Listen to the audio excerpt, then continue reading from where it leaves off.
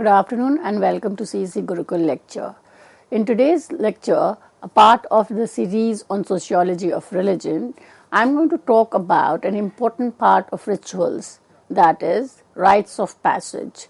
Now, rites of passage is based on a text written by Arnold Van Gennep.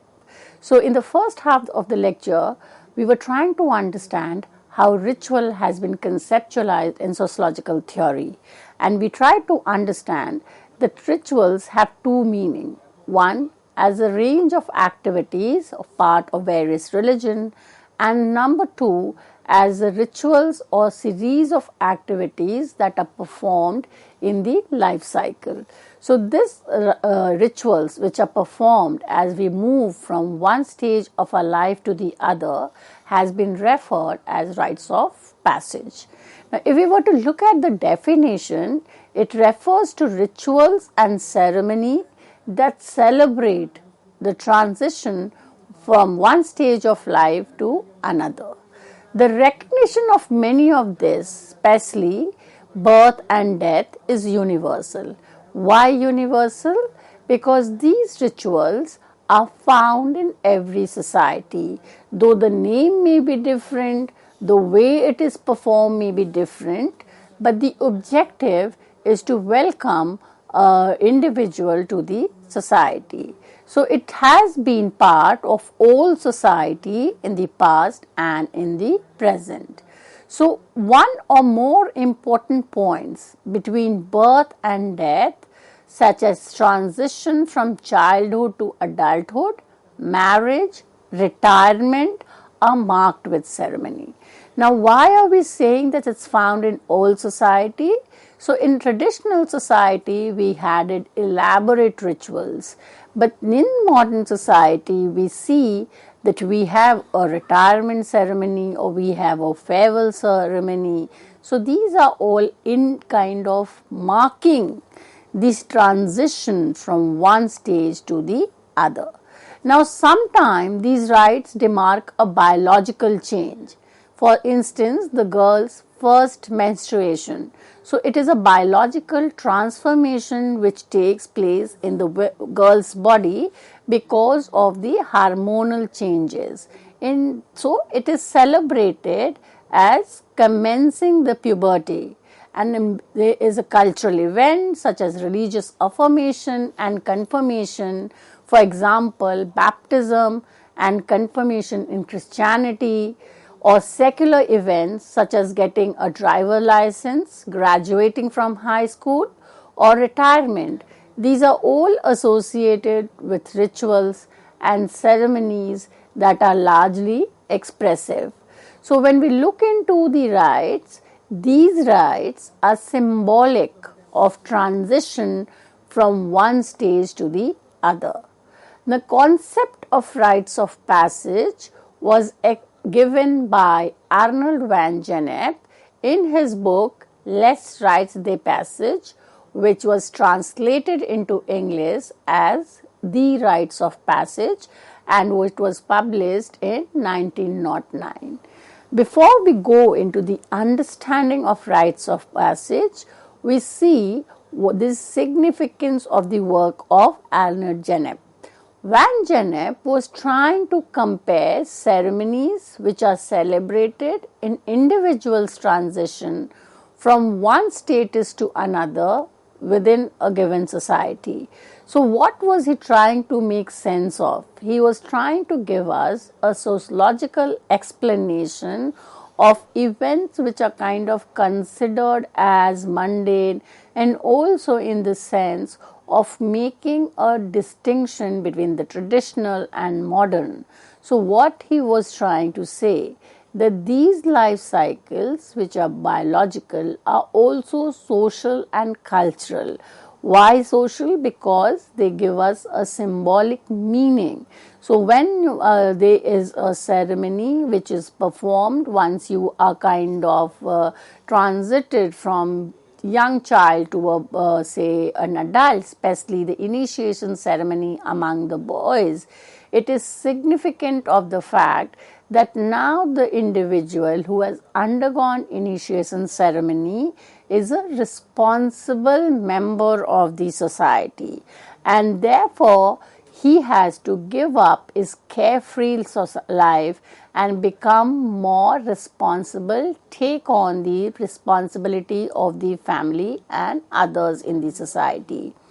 Gennep offered the interpretation of the significance of these rites as form of social regeneration based on such symbols as death and rebirth.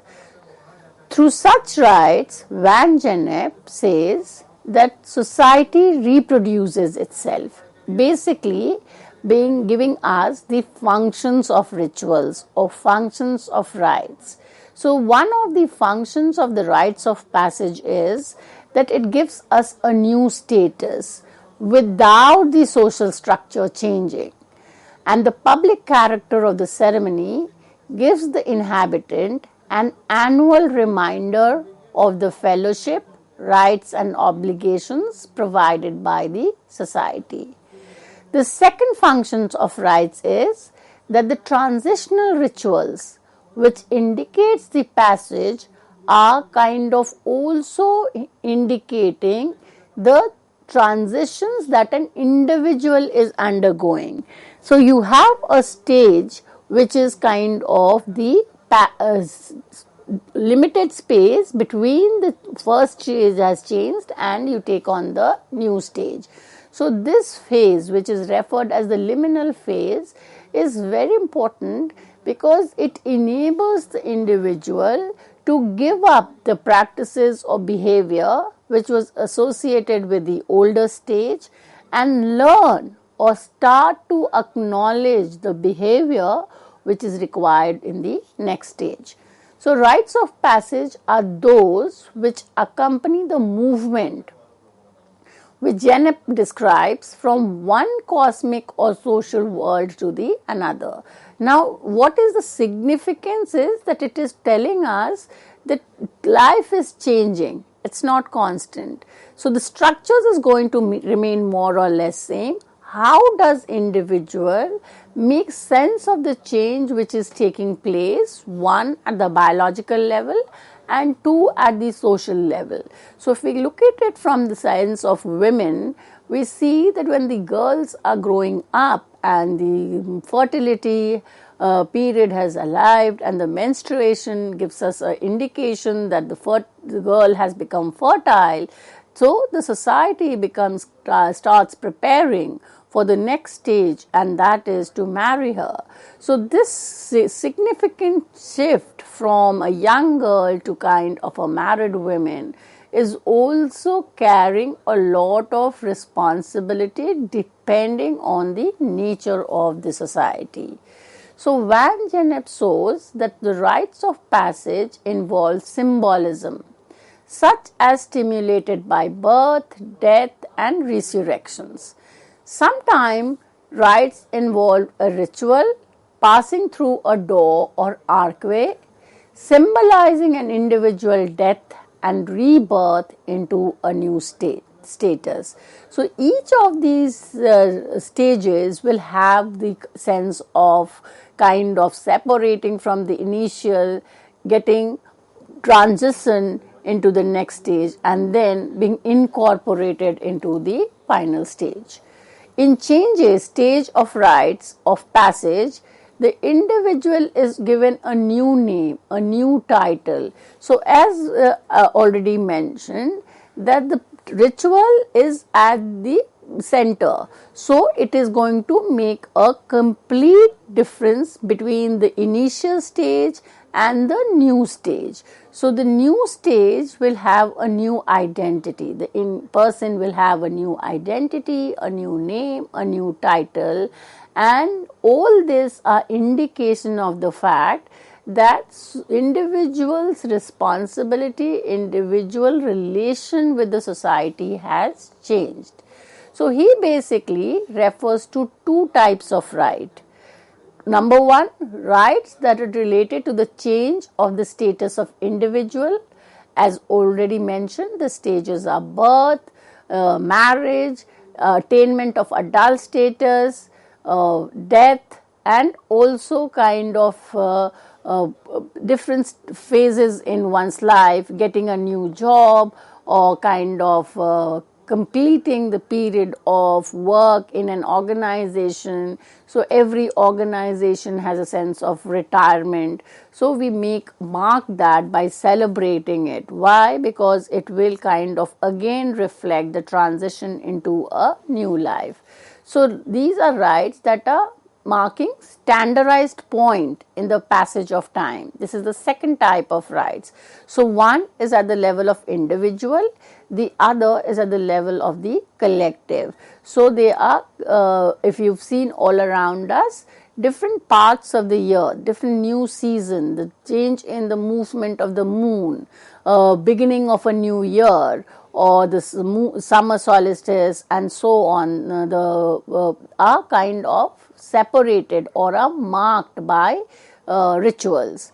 According to Van Gennep, it has a threefold structure, and the threefold structure has been termed as separation, transition, and incorporation.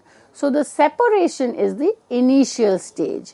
So the individual or the initiator on whom the rituals are going to be performed are in a preliminary phase. So they are taken away from the house, they are taken away from the family. Why is this separation required?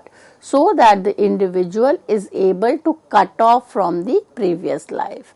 The second stage is the transition, or it has been referred as the liminal phase. This is the longer period. Why is it a longer period? Because it's also a period of learning and unlearning. So it has been defined as a stage betwixt and between. So you are neither here nor you are there. So if you kind of look into, say, from the women's perspective, you have this before marriage, the girl has kind of got her engagement. So you are still not a wedded woman, yet you are not an unmarried woman. So this stage, and that is why you have a ceremony called the engagement ceremony, which kind of will be able to allow the girl to transit from her free, careful life to a woman who is going to become kind of custodian of a family, of status, and so on. So this is the between and betwixt. The last stage is the incorporation. So you have to be incorporated back into the society. So you are separated from the first stage, and through rituals you are then again incorporated back into the society. So the individual returns back to the society, is considered as a legitimate member.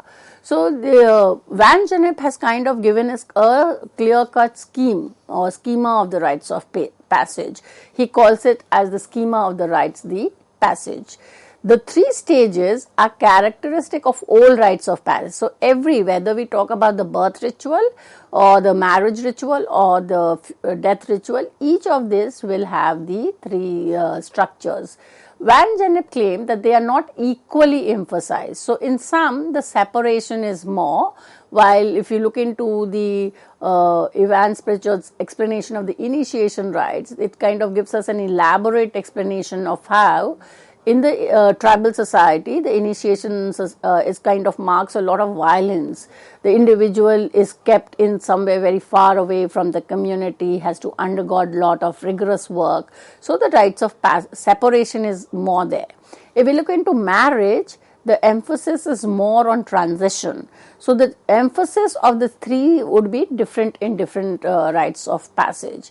So the rites of separation is also very acute in the funerary rituals, which marks the period when an individual is removed from one status but yet not admitted. So we see there is a long period of mourning ceremony in many society because of the belief that when a death happens, the entire society, the structure becomes profane, and you have to undergo a number of rituals to purify the space, the individual and the society to come back to the normal. So in many North Indian society, if the death happens, the kitchen, which is considered as a sacred space, is closed. Why is it closed? Because everything around becomes profane. only after certain ritual does it kind of become back to the normal. So rites of separation is very high in the funeral death. If we look into all the three stages of the rituals that Van Gennep is talking about, the rites of separation is the initial stage of the traditional rites of passage. During this phase, an initiate is separated either literally or figuratively from his former life. During the separation phase, the individual's past is expelled. So you have to have no connection with the past life. You're completely separated from it. Now, if you put in a Durkheimian explanation and see that the new stage is kind to be a sacred. So why are rituals performed? The rituals are performed in order to completely separate the profane from the sacred. So like a young man starting his transition into college football, the trials of entering a fraternity or a civilian joining a branch of the military. So we see that whether we kind of look into the rigorous training that the military requires, so and why do they kind of put into a military camp, that why are they not part of the family? The idea is to completely separate the individual and get involved into the kind of work that the military would require. So rites of separation mark the movement of the person from a previously occupied state to person from kind of the new world, or to the kind of the other world is completely a dead world, and you kind of take birth into a new world. The rite of separation often involves loss of identity. It can cause a lot of violence in nature because it has to kind of completely separate the profane from the sacred. So there is a lot of rupture to the ties that we have with the family, with the community. Why are these required? These are required because of the contagiousness of the sacred. It needs to be kind of completely be purified. The rites of separation often involves punishment. Changing the identity would require proper uniform, giving you a new name, changing the hairstyle or the external appearance. It could be kind of alienating friends and so on and so forth. The second stage, which is the rite of transition, is kind of the between path between the separation to the rite of incorporation. During this phase, the initiate is in a state of transformation. So you are given a lot of learnings, you are given a lot of lectures, you are given a lot of parts. So if we kind of again see that once before you kind of become a part of the armed forces, you have to go and receive a formal training. So where you will be learning the rules, the norms, the regulation of it. So this is the stage which is kind of making the individual forget the world from which they are coming and learn to adapt to the new world. But you have still not completely adapted. So therefore, it is the world in between and betwixt. The transition is usually marked by a series of tests deeming whether the initiate is worthy of this new life. So after every training period, you need to kind of also appear for a test which will then show you how much of it you have learned. So from rites of passage, we see that the significance of this test would be to make the individual completely ready for the new life. In ancient time, the initiate test usually included some form of pain, circumcision, defecation, hallucinogen. So there were the kind of various ways in which the society would test whether the individual is completely ready for the new identity. In modern day, you could look into a lot of rites of transition, where we have a rigorous selection process for boot camp, or where we have kind of lot of training, or if we look into the amount of training which is given, say for any kind of sports or any time or kind of selection into professions which are kind of more demanding. Rites of transition is also referred as the liminal phase, and as I've already said, that this is the phase where the individual is neither on this side of the world nor on the other side. So it is betwixt and between is the phrase which has been used. The third rite is the rite of incorporation. So after the individual has proved, so you have been separated, suffered a lot of pain, whether actual pain or maybe even figurative, you have been given lessons, you have been trained for the new role, then you are again through a series of tests, through a series of ritual, the initiate is welcomed back into the society, and there is a lot of grand celebration. So once you are selected, say for the football team or the cricket one, then the community around you, your family, friends, gives a party or a celebrate. So it will kind of marks the success of the initiate. So even in kind of transition from civilian to soldier, or for in terms of getting a new job, these are all marked by rituals. So if we look into the kinds of three kinds of passage rites, first is the status of elevation. And what are the example? The initiation rite and the puberty. So your status is improving. Elevation means you are moving from, say, a lower status to a higher status.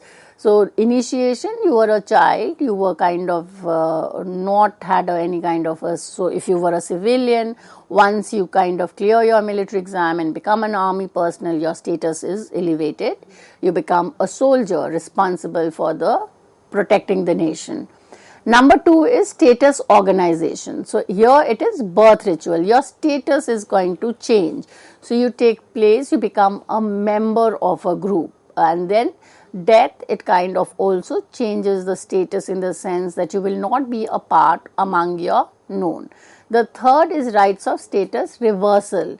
So you have demotion rituals or defrocking, retirement. So you are basically, if you look into the retirement, is going to tell you back that once you have committed a number of years into service, then you again go back in terms of enjoying your life. So you have kind of given a superannuation party for that, praising the work that you have done for the society. So besides the individual life cycle, Van Gennep is also talking about territorial rights. The prototype of the rites of passage is a territorial passage from one social space to another. A passage which he argues often involves passing through a transitional area which belongs neither side, a kind of no man's land in the middle. Van Gennep discussed passage from one tribal area to another or between different inhabited regions, but his idea also worked in consideration of the bureaucratic rituals associated with making a passage from one nation to the other. Victor Turner further developed Van Gennep's idea of rites of passage, and he kind of gives us his explanation in terms of the structure and anti-structure. He uses the term preliminal for separation, liminal for the transition stage, and postliminal for the incorporation stage. He did his ethnographic work among the Nedumbu of which is now Zambia, to explain the rites of passage as kind of allowing integration of the participant. So rites of passage, according to Turner, are movement of structure to anti-structure. So movement from one structure and back to structure. So he referred to this togetherness as communitas. Communitas is a term which is used by Victor Turner to explain the transition from one stage to the other. And he says that this transition from one to the other is always kind of troublesome. So the liminal phase, which is means threshold. Threshold is the center point, which is kind of between the two stages, and it is referred as the liminal phase. So during the liminal phase, the initiation often feels a sense of separation because you're separated from the initial stage, and you also have a sense of kind of going to the next stage. So the sense of belongingness starts developing. He used the term communitas, referring to unstructured state in which all members of a community are equal, allowing them to share a common experience, usually through a rite of passage.